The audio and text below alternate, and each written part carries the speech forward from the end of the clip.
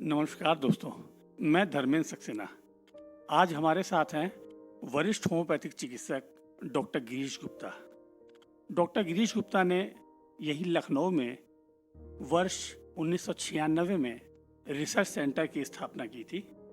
Gaurang clinic and centre for homeopathic research नाम के इस सेंटर में डॉक्टर गुप्ता ने अब तक अनेक असाध्य समझे जाने वाले रोगों का इलाज होम्योपैथिक में ढूंढा है। खास बात यह है कि ये एक दवा से ही इलाज करते हैं, यानी एक रोग के लिए एक दवा का चुनाव।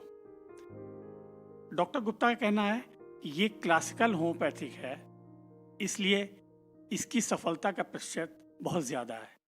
आइए हम डॉक्टर गुप्ता से डायरेक्ट जानते हैं कि ये क्लासिकल पद्धति आखिर है क्या। डॉक्टर गुप्ता, आपका बहुत बहुत स्वागत है सेहत टाइम्स में। हमारे दर्शकों को आप बताइए कि ये क्लासिकल पद्धति से जो आप इलाज करते हैं, ये आखिर क्या है जो दूसरे लोग करते हैं और आप जो करते हैं, इसमें क्या फ़र्क है, कृपया बताएं। हाँ, धन्यवाद। ये बहुत ही तार्किक सवाल है आज के ज़माने में कि क्लासिकल होम्योपैथी क्या है। वास्तविकता यह है कि होम्योपैथी सिर्फ एक है, दो होम्योपैथी नहीं है। जो वास्तव में डॉक्टर सैमुअल हैनीमैन, जो इसके फाउंडर थे, उन्होंने अपनी किताब ऑर्गेनल ऑफ मेडिसिन में जो होम्योपैथिक प्रिंसिपल को मेंशन किया है, जो प्रोमलगेट किया है, उन्हीं प्रिंसिपल के बेसिस पे प्रैक्टिस करना क्लासिकल होम्योपैथी। लोगों ने कालांतर में समय की कमी की वजह से उससे लोग विचलित हो गए और प्रिंसिपल को न फॉलो करते हुए कई दवाओं को मिक्स करके देना और उन प्रिंसिपल से दूर जा करके अपने हिसाब से प्रैक्टिस करने लगना, वो नॉन क्लासिकल हो गया। जैसे कोई हमारा धर्म है, उसका पूजा करने की एक पद्धति होती है कि कैसे आरती करना है, कैसे भोग लगाना है, आरती का दाहिने से बाएं आरती करना है कि बाएं से दाएं करना है। एक हर विधा का, हर धर्म का एक प्रिंसिपल होता है। मुस्लिम में है वो नमाज कैसे पढ़ना, उनका अपना लेट डाउन है, उसी तरह पूजा करने की पद्धति होती है। अगर उसके अपने शॉर्टकट लोग करने लगे और उससे विचलित हो गए तो नॉन क्लासिकल हो जाता है। वैसे ही होम्योपैथी में अब मैं इस पे बताना चाहूँगा कि ये क्लासिकल है क्या।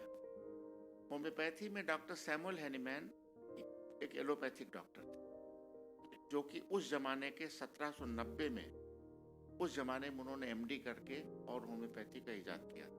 वो एलोपैथिक प्रैक्टिस करते थे। उन्होंने देखा कि उनको सफलता नहीं मिल रही है, वही मरीज बार बार आते रहते मेरे पास, तो उससे विचलित होकर उन्होंने प्रैक्टिस छोड़ दिया और रिसर्च करना शुरू किया। शॉर्ट में मैं बताना चाहूँगा, शोध करते करते करते करते उन्होंने एक एलोपैथिक मटेरिया मेडिका का ट्रांसलेशन कर रहे थे। उसमें उन्होंने देखा कि उसमें लिखा था कि ये दवा मलेरिया को कुछ अननोन रीजन से ठीक करती। तो उनके मन में आया कि अननोन रीजन क्या है, क्या कारण है। तो उस दवा को उन्होंने लेना शुरू कर दिया, उसको घोला और पी लिया। कुछ दिन बाद उनको मलेरिया जैसे सिम्टम आने लगे, उनको जाड़ा लगने लगा, बुखार आने लगा, बदन दर्द होने लगा। तो दवा बंद कर दिया। जब बंद कर दिया तो देखा कि वो ठीक हो गए। फिर उन्होंने दोबारा ट्राई किया, फिर उस तरह के सिम्टम आने लगे। तो उनको ये लगा कि क्या इस दवा के अंदर ये क्वालिटी कि वो बीमारी पैदा करती है, क्या यही इसकी क्यूरेटिव प्रॉपर्टी है। यहीं से होम्योपैथिक प्रिंसिपल बना, let likes be treated by likes. जैसे हिंदी में कहते हैं विषस्य विषम औषधम। तो उन्होंने देखा जो दवा, एक केमिकल जो हेल्दी शरीर में बीमारी पैदा करता है, उन्हीं लक्षणों को अगर मरीज में देखा जाए, वही दवा दी जाए तो वो ठीक हो जाता है। तो एक तो प्रिंसिपल ये आया कि सिम्टम सिमिलरिटी। तो क्लासिकल में अगर मरीज के सिम्टम्स लेने के बाद हम दवा के सिम्टम से मैच करते हैं, जितनी ज़्यादा सिमिलरिटी होगी उतना ही दवा से फायदा होगा। दूसरा, उन्होंने दवा का डाइल्यूशन शुरू किया। दवा में साइड इफेक्ट्स होते थे, उन्होंने डाइल्यूशन करते करते और ये देखा कि साहब उससे उसकी मेडिसिनल प्रॉपर्टी खत्म नहीं होती, साइड इफेक्ट खत्म हो जाते हैं। तो दूसरा एक वर्ड आया पोटेंटाइजेशन। क्लासिकल का पहला प्रिंसिपल हो गया सिम्टम सिमिलरिटी, दूसरा हो गया पोटेंटाइजेशन, तीसरा हो गया treat the person as a whole, not the disease only.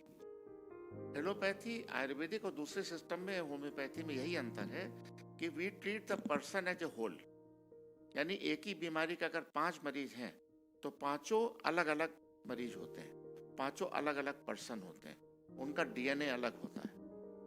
जब डीएनए अलग होता है तो उसके liking, desire, aversion, dream, fear, वो सारे सिम्टम अलग होते हैं। अगर एक मरीज ल्यूकोडर्मा का है, उसको किसी पर्टिकुलर सिम्टम, सपने आते हैं, किसी चीज से डर लगता है, उसको नमकीन अच्छा लगता है, उसको जाड़ा ज्यादा लगता है। दूसरा मरीज ल्यूकोडर्मा का है, उसको गर्मी ज्यादा लगती है, उसको मीठा ज्यादा पसंद होता है, वो स्वभाव से चिड़चिड़ा होता है, उसको ड्रीम नहीं आते हैं, किसी चीज से फियर होता है, तो वो दोनों मरीज अलग हो गए। तो बेसिकली आज के हिसाब से सिम्टम सिमिलरिटी का मतलब हुआ कि उस मरीज के डीएनए अलग है दूसरे मरीजों से, उस डीएनए में क्या सिम्टम आते हैं उस मरीज के अंदर, उससे अगर हम सिम्टम को मैच करेंगे दवा के, तो वो क्लासिकल हो जाता है। नॉन क्लासिकल होता है कि आपने कई दवाएं उस बीमारी के लक्षण मिलाए और दे दिया। लोकल सिम्टम जो क्षणिक लाभ के लिए देना ठीक रहता है। आजकल दवाएं लोग मिक्स भी करने लगे, जो मिक्सचर्स, एक दवाएं एक साथ कई दवाओं को मिक्स करके देना, ये टोटली नॉन क्लासिकल है। डॉक्टर हैनीमैन ने कहीं भी अपनी किसी बुक में, और होम्योपैथी के जितने फिलोसफर साइंटिस्ट हुए हैं, उन्होंने कहीं भी, किसी भी ऑथर ने आज तक नहीं लिखा कि दवाओं को मिक्स करना चाहिए। लोग मिक्स कर रहे हैं मार्केट में, मिक्सचर, कंपाउंड और डिजीज स्पेसिफिक फार्मूले सब बिक रहे हैं, जो टोटली नॉन क्लासिकल है। तो दोनों में अंतर यह है कि अगर हम मरीज के टोटलिटी लेते हैं, टोटल सिम्टम लेते हैं, पोटेंटाइज दवा से इलाज करते हैं, उस टोटलिटी ऑफ सिम्टम से दवा मैच करके, जो मोस्ट मैचिंग दवा है, जो सिमिलर दवा है, अगर उसको हम प्रिस्क्राइब करते हैं और बार बार रिपीट भी नहीं करते हैं, तो it becomes a classical homeopathy. दोनों में बेसिक अंतर यही है। अगर इन प्रिंसिपल को हम नहीं फॉलो करके सिर्फ होम्योपैथिक दवा हम दे रहे हैं, लेकिन उसका जो प्रेस्क्राइबिंग का फार्मूला अगर हम होम्योपैथिक फिलॉसफी के नहीं बेसिस पे नहीं करते हैं, तो इट बिकम्स नॉन क्लासिकल। ये बेसिक डिफरेंस है। और डॉक्टर साहब, आपका हमारे आजकल के चिकित्सकों के लिए कोई मैसेज हो, क्योंकि आपका ये 26 साल 25 साल पुराना जो एक्सपीरियंस है रिसर्च का, इसमें आपने देखा है कि ज़्यादा सफलता मुझको मिली है, तो आप उनसे कुछ अगर मैसेज देना चाहें तो कृपया बताएं। मुझे 38 साल हो गए प्रैक्टिस करते हुए। पास मैंने 1980 में किया, 82 2 अक्टूबर 82 से प्रैक्टिस कर रहा हूँ। टोटल 28 साल हो गए। शुरू के हमारे 82 से 95 तक हमारा भी अप्रोच बहुत ज़्यादा क्लासिकल नहीं था, क्योंकि अकेले प्रैक्टिस करते थे, कोई सपोर्ट नहीं रहता था, और मरीज भी चाहते थे हमको जल्दी से किसी चीज़ में रिलीफ मिल जाए, वो ठीक होना ना ठीक होना, और ज़्यादातर हमको एलोपैथी डॉक्टरों से कम्पीट करना पड़ता था। तो मुझे लगता था कि ठीक है, मरीज के जो लोकल सिम्टम लिए और दवा दे दिया, उसको रिलीफ हो गया। लेकिन जो डॉक्टर हैनीमैन ने 200 साल पहले फील किया था, वो मरीज बार बार आ रहा है, साहब डॉक्टर साहब दवा छोड़ दिया, फिर मुझे वैसे ही हो गया, फिर हमारी बीमारी बढ़ने लगी। तो मुझे लगा कि शायद मैं गलत रास्ते पे जा रहा हूँ। और 95 के आसपास फिर हमने अपने प्रैक्टिस को मोल्ड किया टूवर्ड्स क्लासिकल। स्टडी करना शुरू किया, मरीजों के रिकॉर्ड रखना शुरू किया, उनके सारे सिम्टोमेटोलॉजी लेना शुरू किया।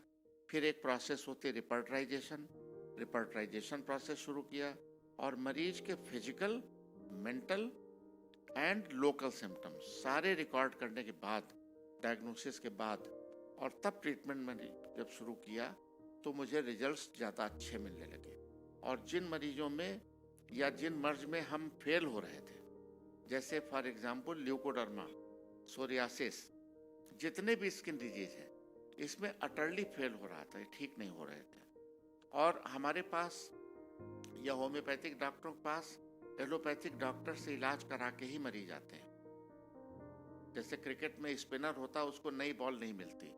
होम्योपैथिक डॉक्टरों के साथ पता नहीं हम लोग फॉर्चुनेट है या अनफॉर्चुनेट, हमारे पास एलोपैथिक सिस्टम या दूसरे विधाओं में इलाज करके जब नहीं ठीक होते, तब ट्रायल में आते हैं। और अगर हम नहीं ठीक कर पाते तो बहुत निराश होते हैं। तो मुझे लगता था कि मैं शायद गलत रास्ते पे जा रहा हूँ, मैं होम्योपैथिक प्रिंसिपल को फॉलो नहीं कर रहा हूँ। जब क्लासिकल तरीके से प्रैक्टिस शुरू किया तो मुझे रिजल्ट्स अच्छे मिलने लगे। फाइब्रॉइड के केसेस ठीक होने लगे, ओवेरियन सिस्ट के ठीक होने लगे, पीसीओडी ठीक होने लगा, ल्यूकोडर्मा, सोरियासिस, जिनको लोग लाइलाज कहते हैं, वो सब ठीक होने लगे। उसी बेसिस पे मैंने अपनी पब्लिकेशन और किताबें मैंने पब्लिश किया है, जिससे कि ये साबित होता है कि अगर हम अपने प्रिंसिपल, अपने सिद्धांतों पे, होम्योपैथिक सिद्धांतों पे चलेंगे तो मुझे सफलता जरूर मिलेगी। तो यंग डॉक्टर भी तो सफल होना चाहते हैं। तो अगर मैं फेल होके और तब सही रास्ते पे आया तो क्यों ना जो बिगिनर है वो शुरू से ही सही रास्ते पे चले। इसलिए मेरा सबसे अनुरोध है जो नए डॉक्टर निकल रहे हैं कि अपने प्रिंसिपल पे विश्वास करें, अपने अथॉरिटीज़ पे। Doctor Hahnemann, doctor Kent, doctor Clarke, doctor Nash, doctor Farrington, ये हमारे मास्टर्स थे। इन लोगों ने, डॉक्टर हेरिंग, इन लोगों ने हमेशा क्लासिकल तरीके से प्रैक्टिस करके इस विधा को जमाया, जिसको कि बहुत से लोग बर्बाद करने पे लगे हुए हैं, मैं कहना चाहूँगा। इसलिए यंग लोगों से मेरा यही अनुरोध है कि अपने प्रिंसिपल्स पे, सिद्धांतों पे विश्वास करें और उसी को प्रैक्टिस में लाएं। और जहाँ से भी सीखने को मिल सकता है, सीनियर से, जूनियर से, कोलीग से सीखें।